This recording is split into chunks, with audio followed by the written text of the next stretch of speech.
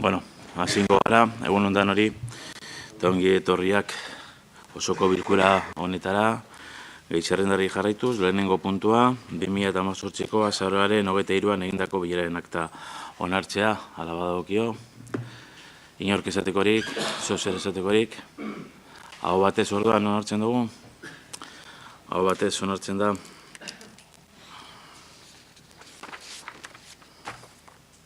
bigarren puntura joko dugu, UE2 eta UE17 egikaritze unitateen hiri antolamendurako plan berezia behin betiko onartzea hala badagokio.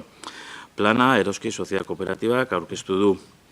Gai hau hirigintza batzordean aztertu zen, esan egon adostasunik, inor zer esateko.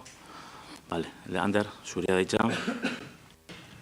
Bai, egunon.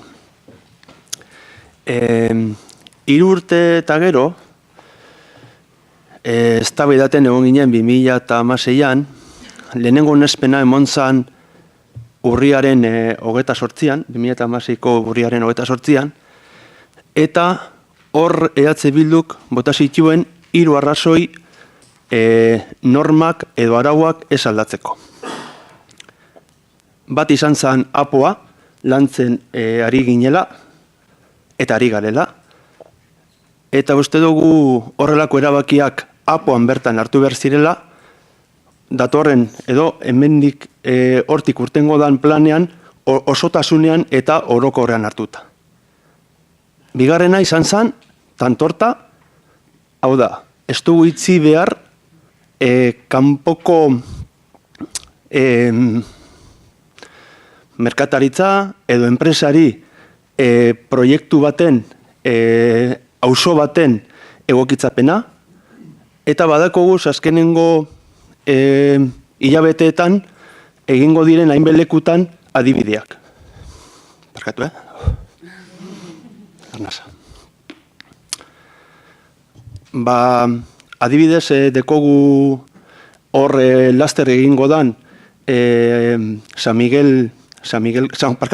Juan kalean, bai, hor udaletxea jarriko daudiru bat, eta gero hori aurrera eramaten danean jaso egingo da udalak. Hor, ez da etorri oraindik inungo enpresarik hori hobetzeko.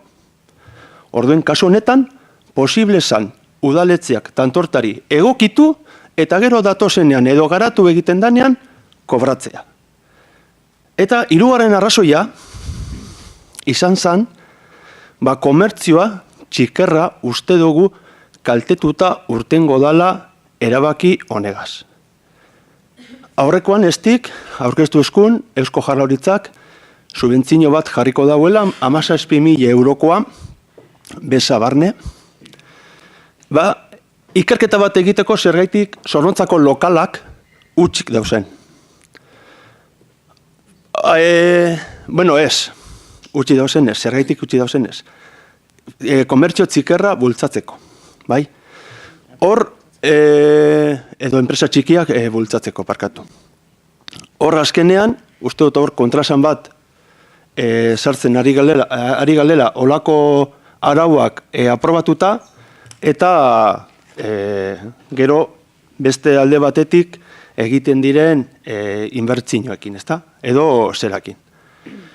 Horrek 3 arrazoia botata, pentsetan, zizilik, momentu honetan ez da 3 urtetan nahiko izilian egon gara, bintzatu urte eta piku, emoten deu, arrazoia geunkela, eta bertan berak hilituko zala, onarpen hau, baina, zoritzarrez etorri jaku, gaur onartzen da, eta bakarrik berretzi aurrekoan esandakoa.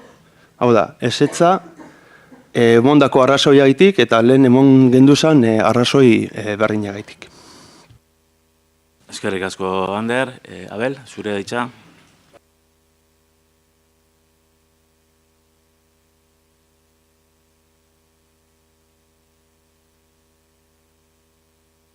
Matatu da.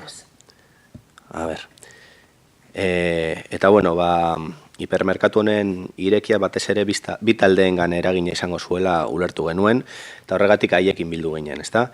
Batetik, 40 denari inguruko bozeramailearekin bildu, eta honek adierazi zigun proiektuaren beldur zirela, Eta bestetik, Antortako auzoko hiritarrekin egon ginen. Eta hauek, hainbat proposamen eta eskakizun egin zizkiguten, eta guk osoko bilkura honetara ekarri genituen. Egia da, Eroskik egingo dituela eskakizun hauetariko batzuk, eta hauek, ongi etorri. Baina hauek ez dira Tantortak behar eta merezi dituen hobekuntza guztiak. Gero, pizkat Bilduke komentatu duenarekin, uste dugu auzo baten hobekuntza enpresa pribatu baten esku ez dela utzi behar. Eta gainera gogoratu behar da, kasu honetan bai, Eroskik nahi zuela hipermerkatu hau 2016ko abenduan ireki.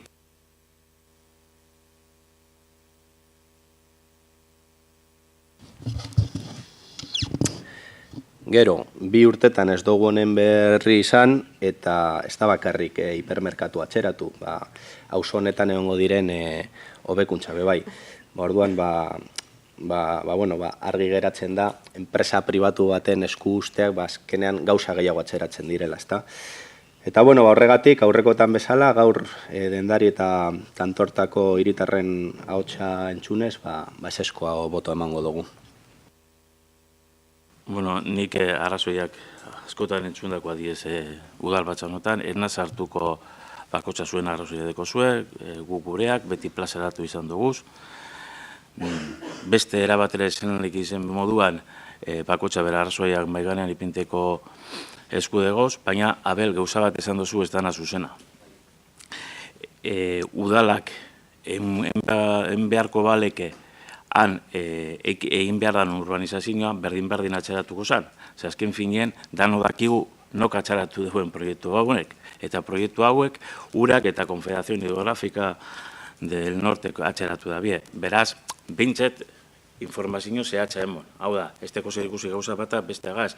Udalari be proiektu asko eta asko atxeratzen jakoz eta danok gara jakitun atxeratzen jakuz, baimena behar dugu zelako, baimen supramunicipala dira eta baimena berdin dira enpresa pribatu baterako edo udal baterako. Hori bakarrik aklaratzea.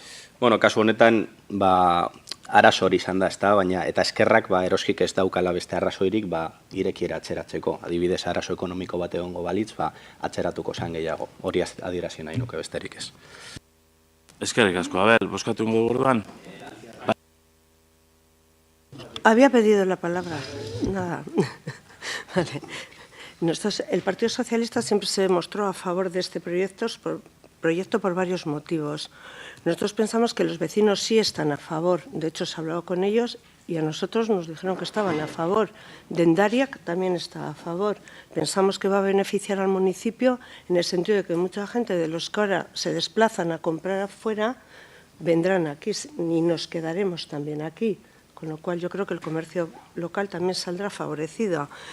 Luego, la transformación que sufrirá el barrio, por cierto, muy necesaria, pensamos.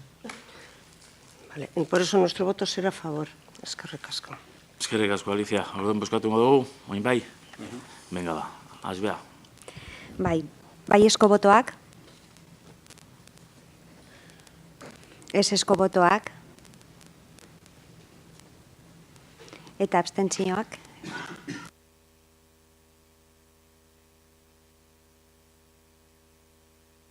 Puntura joko dugu. 3. puntua da, Kondor Industrialdearen izena aldatzea.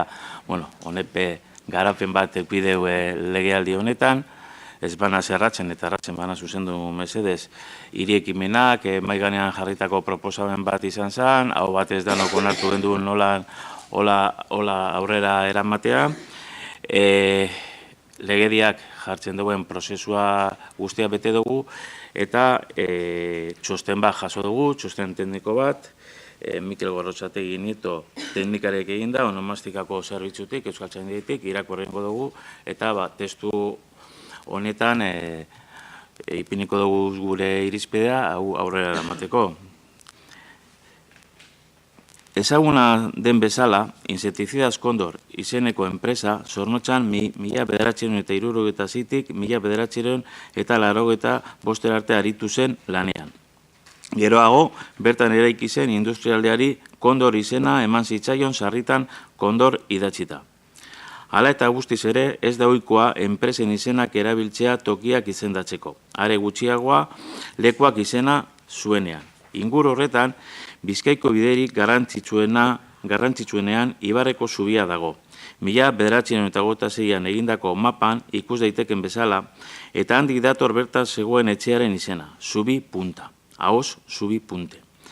Etxea gaur egun ez badago ere nahiko ezaguna izan zen, eta horren ondorioz izen bera zuten etxe bi eraiki zuten Amoreetako udaletik Eleizera doan bidean.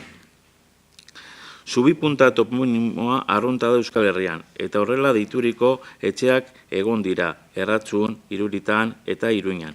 Horretaz gain, aurkintza moduan ezaguna den Arizkunen, Eritzen, Ukarren, Ariben, Uartarakilen, Durangon eta Izkuen. Esan nahi argia da, aipatutako zubia eta punta hitza muga edo ertza adierazteko. Datuak ikusita eta nazioarteko zein Euskal Herriko legea kontutan izanek, industriala izendatzeko eragokiena Zubi Punta da. Hau da txostena dinona, bozera maien batzordean danok egon ginen adoz, inoz zer esatekorik, bai Urko? Bai, lehenik eta behin egunon, bai, guztiko egon ginen adoz. Izen hori aldatzeko, izen horrek izan zitzazkeen konnotazio posible guztiak kontutan hartuta, ezta? Konnotazioak ez ziren bakarrik insektizida enpresa batenak, baizik eta horrek agian izan zezakeen iragan gaiztoko memoria baten inguruan. Hala ere, gauzatxo bat agian ondo argitu beharko dugu biharko egunerako eta posta zerbitzuetarako eta baita garraio zerbitzuetarako Zornotzan 2 Zubi Punta egingo ditugu. Orduan, agian egoera hori nola saiestu ikusi beharko dugu, batez ere inongo errakuntzarik ez izateko, ze toki batean bizi lagunak bizi dira, beste toki batean enpresak bizi dira, eta hor batek daki horietako bakoitzak ze premi izan dezakeen zerbait jasotzeko edo zerbait bialtzeko, eta orduan posta zerbitzuei eta garraio zerbitzuei agian bidea erraztu beharko zaie zentzu horretan. Logistika kontuak begiratuta. Ados Urko, eskerrik asko. Bai, Abel? Bai, irekimenetik postasuna adierazi nahi dugu, egin genuen eskariak aurrera eraman izan duelako izen aldatxe hau, ezta. Eta, Gernika jasan zuen apirilaren 26 latxori urrun dagoen arren, oraindik aztarna batzu geratzen dira gure hirietako kale, plaza eta kasu honetan industrialde batzuetan, eta, hauek ezabatu joan behar dira. Azkenik eskerrak emotea, hau gauzatzea posible indu zuen alderdiei eta teknikari baita ere. Eskerrik asko, Abel, beste inorrek, zuzer esatekorik, boskatu ingo dugu orduan, hau batez, da? Hau batez, onartzen da. Laugarren puntura joko dugu, 2018ko 1517 zenbakidun alkatearen dekretu berri ematea, ordainsarien igurari dagozkien atzerapenak ordaintzea. Dano dakizuen moduen, Azaroko udal batzan, danon artean, hau batez, igoera onartu genduen 2018ko udal langileena, eta geratzen zen hor, eudelen konbenioetatik, tarte bat 0,3 alkatearen esku geratzen zena, produktibitate moduan ordaintzeko. Eta, egiten duguna da 0,3 hori ordaintzea, atzerapen moduan, bale? Bosgarren puntura joko dugu, ezkontzeko ahalmena eskuordotzeko 1506 zenbakidun alkatearen dekretu berri ematea. Dekretuak ondorengoa dio. Toki araubidaren oinarriak arautzen dituen legearen 21 eta 3 artikului. Eta udal araubide organikoaren 76 artikului lotuta. Kode zibilaren 51 artikuluak. Eta toki erakundeen antolaketa, jarduera eta erregimen juridikori buruzko arauaren 44 artikulak ematen dizkidaten eskuduntzez belaturik, ondorengo erabaki hartu dut. Lehenengoa, Luciano Martínez Iglesias, Samoita Etxanoko udaleko Zinogutzi jauna esku, ustea jarraian adierazten den ezkontzeko almena. Parkatu izena esaterakoan, seguramente egokiztot izango. Andri Otxeski eta Edinalba Franka Feniman. Jaun Andreak, ezkontza azaroaren 24an burutu zen udalbatza honetan. Bigarrena, erabaki hau udalbatzari emotea, momentu honetan egiten ari garena, eta hirugarrena, erabaki hau Bizkaiko Bizkaiko aldizkari ofizialean argitaratzea.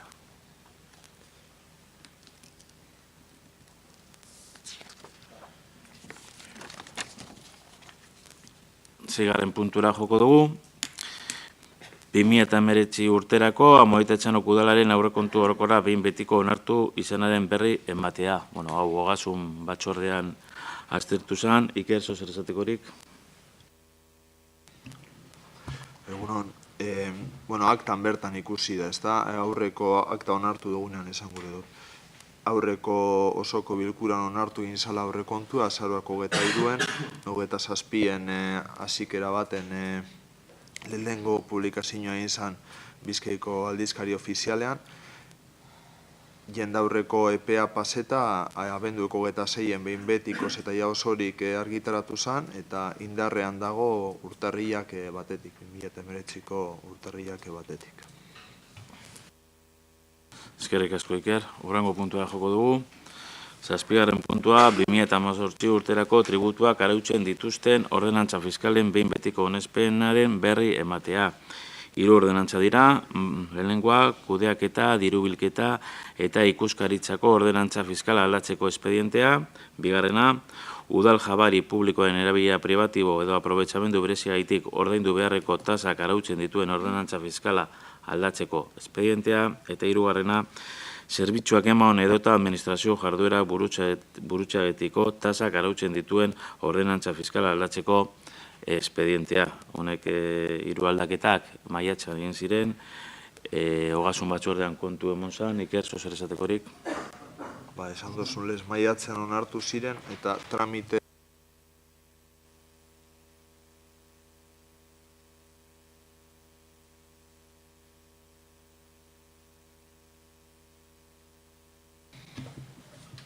oin bai.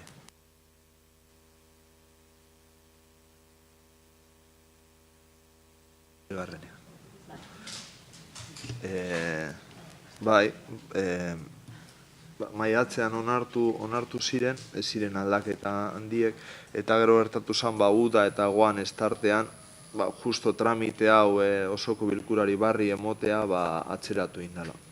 Eta horregaitik gaur esalik hainbeste denpora pasedala onartu zirenetik.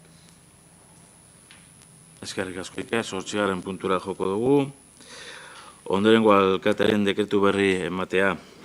1095 alkatetxa dekretua, transferentzi kredituen, bigarren zenbakidun espedientea, 1502 alkatetxa dekretua, kreditu egeitzeko seigarren zenbakidun espedientea, 1503 alkatetxa dekretua, transferentzi kredituen hirugarren zenbakidun espedientea, 1550 alkatetxa dekretua, transferentzi kreditu globala, bigarren zenbakidun espedientea, 1552 alkatetxa dekretua, kretu gehigarrien zigarren zenbakidun espedientea eta egonkortasun txostena, 1591 alkatetxa dekretua, transferentzi kredituen laugarren zenbakidun espedientea, 1633 alkatetxa dekretua, transferentzi kredituen bosgarren zenbakidun espedientea, 1634 alkatetxa dekretua, kreditua gaitzeko zazpigarren zenbakidun espedientea, 1640 alkatetxa dekretua, transferentzi kreditu globala, hirugarren zenbakidun espedientea, 1671 alkatetxa dekretua, kreditua gaitzeko zortzigarren zenbakidun espedientea, eta, hori da azkena. Hau, honek danen kontu ogasun batzordean emon ziren, Iker, mesedez, suposatzen dut.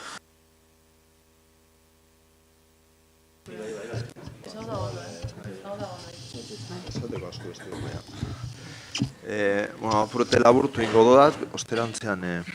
Lehenik eta bain azaldu, logikoki eta ez egoteko txartu lerturik, kreditu aldaketa honekin zirela 2018ko aurrekontuen ganien. Orduen alde batetik badago hainbeste kreditu aldaketa gaztedi planari jagoko zanak, sarritan azaldu izan da bestik gaztedi plana eta horreri jagokoz, 2019ko berez honetanak ez dire emongo aurrekontuen ja beste era baten azalaratu direlako. Gero, 17.200 euroko doikuntza esarri izan interes komertziala daukien guneetan utzita usen lonjak dinamizatzeko. Gero labur, herri lanen brigadan, kamioi bat errosteko kreditua osatu zan 14.000 euro gaitik, hau badakizu 2018ko aurrekontuen berez baegoala, beha lizitetako beste 14.000 euro beharre bezan.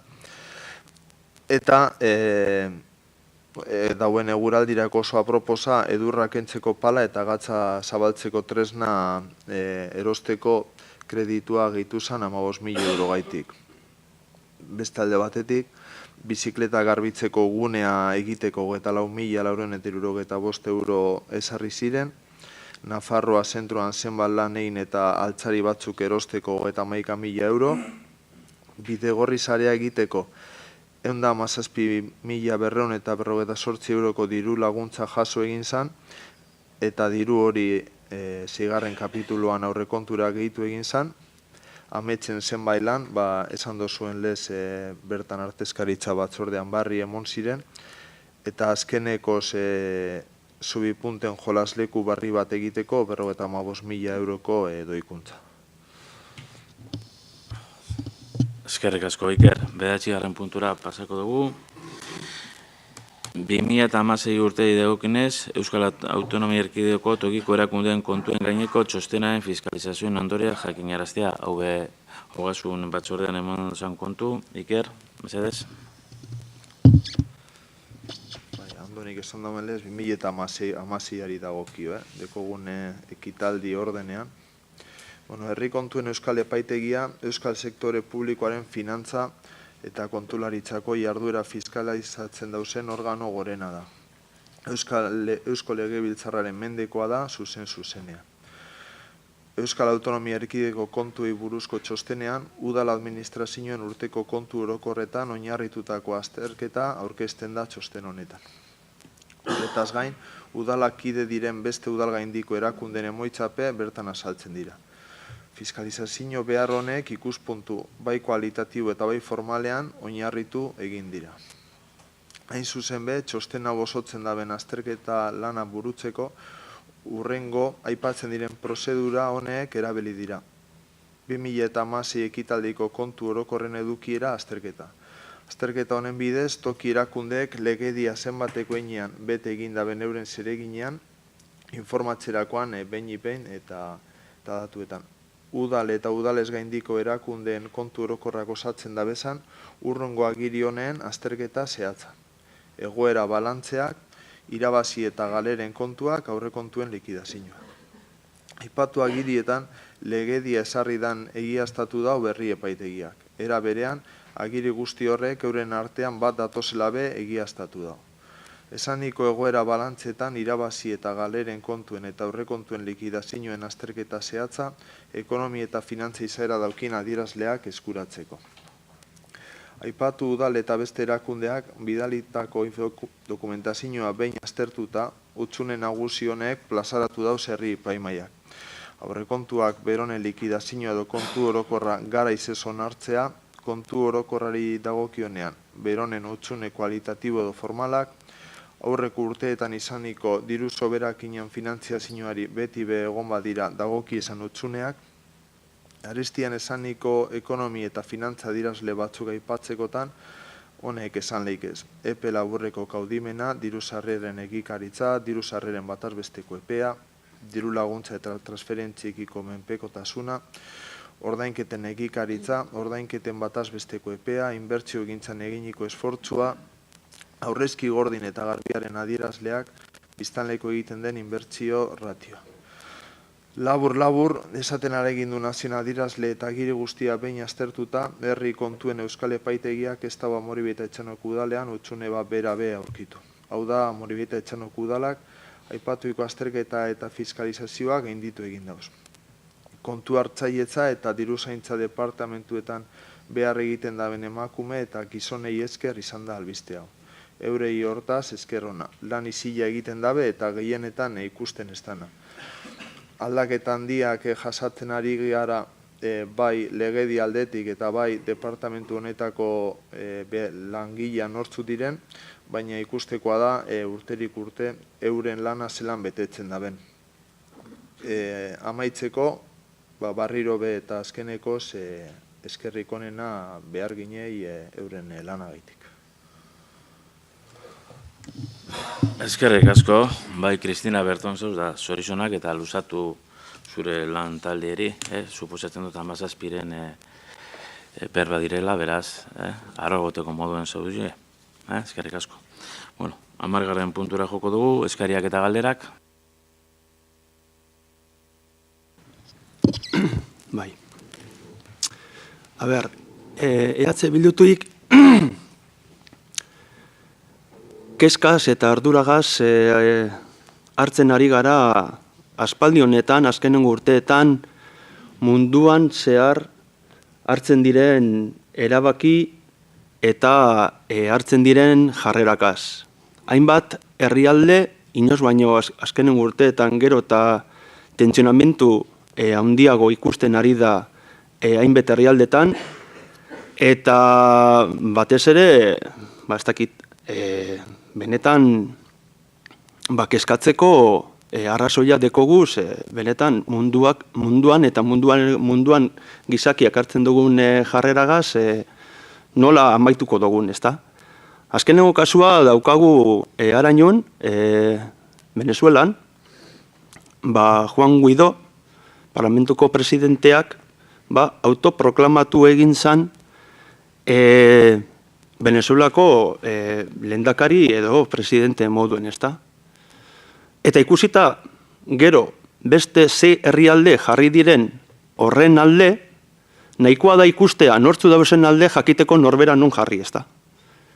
Hor jarri dira Bolsonaro Brasileko presidentea, Trump, hemen estatuan PP, Vox, Ciudadanos, jakiteko norbera horren horlako jarreraren aurrean non kokatu, ezta? Eta EH Bildu alde horretatik argi dauka non kokatu behar dan, eta batez ere elkarrizketan eta akordion bitartez lortu behar diren zerakaz. Baina horreri jarraituz, Eusko Jaurlaritzak Urkullu jaunaren izenean berritzi egin dau Juan Guaidók hartutako erabakia, eta bela ontzat hartu dau Juan Guaidón jarrera. Orduen, hori baliatuz, nik, Ander Uriarte moduen, proklamaten dut Urko López Zornotzako alkate moduen.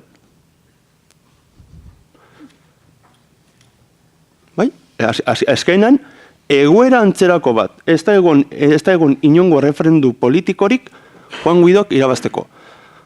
Badakigu Venezuelan azkenen urteetan alegin batzuk egon direla dagoen tentsionamentu politiko saihestuteko, loin dela urte bat Errepublika Dominikanan egon ziren hainbe begiralen artean konpokentak, akordio batera iristeko, azkenean esan izan posible, horrego zan Zapatero jauna begirale moduan, baina esan lortu. Baina batez ere hartzen ari diren eta zenak zeran, bai Venezuelan eta bai munduan zehar hartzen diren jarrerak eta erabakikaz, EH Bildu ez dago bat. Orduen, urkori emoten dutxetontze, urko programetan dut, Zorrontzako alkate moduan. Eskerrik asko, Ander, beste inorek zuzer esateko hori, bai urko, zurea. Ja alusioengatik eta, apur bat, non kokatu gurean, ezta? Hemen badakizue osoko bilkura honetan nazioarteko politika oso gogoko dudala, eta, hainbat plenotan neure hitz jarioak eukin ditut horren inguruan, ezta? Baina, nahiago dut igual gauza horiek neurriarekin hartu, ezta? Oso gai delikatua da, gaur egun Venezuela bizitzen ari dana. Eta nahiago dut tokiko politikan edo oinarritu ontsa esango dana. Egia esan, improvisazioz, baina nik uste dut, azkenean pentsatu beharrekoarekin. Alde batetik, lehendakariak esandakoak apenas ez du balio gauza bategaitik. eskualde gobernuburu moduan bakarrik esaten du, eta ez burujabe den nazio baten gobernuburu moduan. Independentziarik gabe ez dizute herrialde moduan hartzen. Orduan, hori Urkulluk esatea, edo hori beste norbaitek esatea, ez duenean herrialde baten independentzia eta burujabetasuna, horrek ez du esertarako balio. Eta hor esaten duzu, bueno, orduan, zergaitik esaten du hori. Zergaitik esaten du hori, bere oihartzuna oso mugatu izango denean. Agian, nahikoa litzateke Eusko Jaurlaritza, edo, bueno, hobe esan da Eusko Jaurlaritza baino, Eusko Alderdi Jeltzalea, zentratzea, zergaitik bozkatu zuen, batzar nagusietan, erregea Bizkaiko jauna izateren alde, edo zergaitik ez zuen bozkatu, erregea Bizkaiko jauna ez aitortzearen alde. Esan zuen, legalki eta praktikoki ez zuela efekturik. Noski, legalki eta praktikoki ez dauka efekturik gaur egun daukagun ordenamentu juridikoa kontutan hartuta. Baina eragin osoa dauka moralki herri baten duintasunean. Batez ere, gero, beste foro batzuetan, errepublikanismoa aldarrikatzen denean. Haze errepublikanismo, errege bati gure jaun izatea uzten diogunean. Gero, zentzu horretan horregaitik diot. Nahikoa arazo dauzkagu etxean, kanpoan geratzen direnen inguruan, balorazio huts eta nahiko eskuin populistak egiteko. Azkenean gero ikusten dugu, Anderrek esan du nortzuk kokatu diren, justu, autoproklamazio horren aldetan nortzuk ez, eskuineko alderdiak kokatu dira hor. Eta hori ere kontutan hartu behar dugu. Utzi dezagun, agian, momentu honetan Venezuela bakean, Venezuelak momentu honetan agian behar duena da, elkarrizketa eta negoziazioa gauza konbideratzeko, utzi dezagun Venezuela oraintxe bakean, eta zentratu gaitezen etxean dauzkagun arazoetan. Ez dira gutxi eta kontraesan asko sortzen dituztenak dira. Nik hori esan dezaket. Zentzu horretan, EH Bilduk ez luke inoiz ere onartuko azkenean bosken bidez lortu ez duena, itunen bidez bai eta olakoen bidez bai, baina autoproklamazioekin ez. Neure lehenengo bi neurriak badazkizkizu zeintzuk izango ziran, ordena jarri gabe, hauei biei, baina alkate moduan soldata jeistea eta pleno karratzaldez egitea. Baina ez da barre egitekoa, Venezuelaren egoera, baina ez da barre egitekoa momentu honetan lehendakariak egin duen balorazioa. Batez ere, estatu izan gabeko lehendakari bat denean. Estatu bilakatzen baldin bagara, aldeela kontra egon gaitezke. Eskerrik asko. Eskerrik asko zuek mundu zuen azalpena egiti, bi hori, ni bakarri dinot, urrengo plenoa ben ni konbokatuko dela, eta goizeko 9:00 izango dela. Besterik, bukatu txat emongo dugu, bukatu txat. Eskerrik asko da hori.